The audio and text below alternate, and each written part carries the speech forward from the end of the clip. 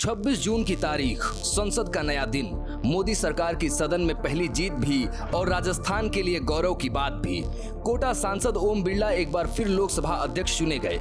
तो अब कोटा सांसद ओम बिरला क्या राजस्थान की बदलती राजनीति में पावर सेंटर बनकर उभर रहे हैं? अगर हाँ, तो फिर पूर्व मुख्यमंत्री वसुंधरा राजे का क्या राजे अब कोई बड़ा फैसला लेने की तैयारी में है? हालांकि पार्टी से उनकी नाराजगी पर वो खुलकर तो कभी नहीं बोली, पर हाल ही में राजे ने एक ऐसा बयान दिया था जिसकी चर्चा हर जगह हुई। इन सवालों के बीच ये समझना होगा कि ओम बिरला पर बीजेपी को इतना भरोसा क्यों है। मोदी 3.0 में ओम बिरला लगातार दूसरी बार लोकसभा अध्यक्ष चुने गए हैं। बिरला का लगातार दूसरी बार इस पद पर आना राजस्थान के बदलते राजनीति की ओर इशारा कर रहा है। बीजेपी आलाकमान ने ओम बिरला पर फिर भरोसा जताया है। बता दें कि ओम बिरला को पर्दे के पीछे रहकर संगठन के लिए काम करने वाला नेता माना जाता है।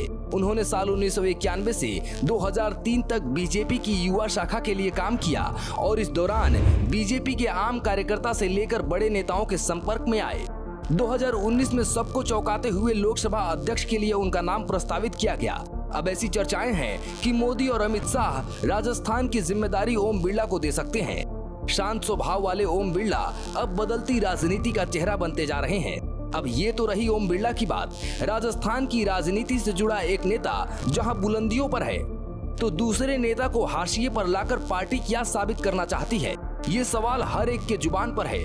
जहां बिरला को जिम्मेदारियां मिली हैं, तो वहीं वसुंधरा को लगातार नजरअंदाज करने की खबर सामने आती रही है। तो क्या वसुंधरा राजे के पास चलने के लिए अब कोई नया दांव बचा है? सवाल अहम है, क्योंकि पहले तो वसुंधरा राजे को सीएम फेस घोषित नहीं किया गया।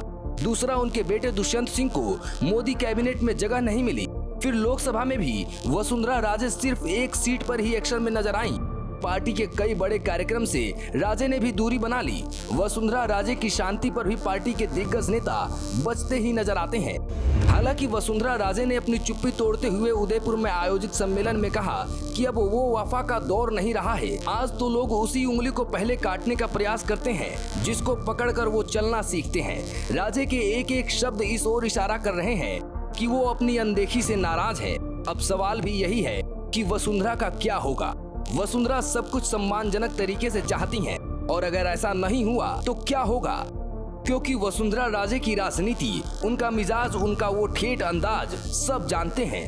अगर दोनों ही नेताओं की राजनीति देखें तो ओम बिरला साल 2003 से अब तक कोई भी चुनाव नहीं हारे हैं। साल 2003 में उन्होंने कोटा से पहली बार विधानसभा चुनाव लड़ा और जीत हासिल की। साल 2008 में उन्होंने कोटा दक्षिण सीट से कांग्रेस नेता शांति धारीवाल को शिकस्त दी थी। साल 2013 में उन्होंने तीसरी बार कोटा दक्षिण सीट से चुनाव जीता था। हालांकि लोकसभा चुनाव उन्होंने पहली बार साल 2014 में लड़ा और विजयी भी हुए। तब से लेकर अब तक यानी कि 2019 और 2024 में उन्होंने जीत हासिल की। वहीं वसुंधरा राजे ने सबसे पहले भिंड में लोकसभा चुनाव लड़ा और फिर धौलपुर से विधायक बनी। 1985 से राजे राजनीति में आई थी। 1987 में वसुंधरा राजे राजस्थान प्रदेश भाजपा की उपाध्यक्ष बनी। 2003, 2008, 2013, 2015 और 2023 में झालरापाटन से जीती। 2 बार राजे मुख्यमंत्री रह चुकी हैं, तो 5 बार लोकसभा सदस्य। जो लोग राजे के व्यक्तित्व को जानते हैं, समझते हैं, वो जानते हैं कि राजे कोई बड़ा फैसला जरूर लेंगी, क्योंकि ये शांति तूफान से पहले वाली शांति है। अब राजे का अगला कदम क्या होगा, इस पर सबकी नजर है।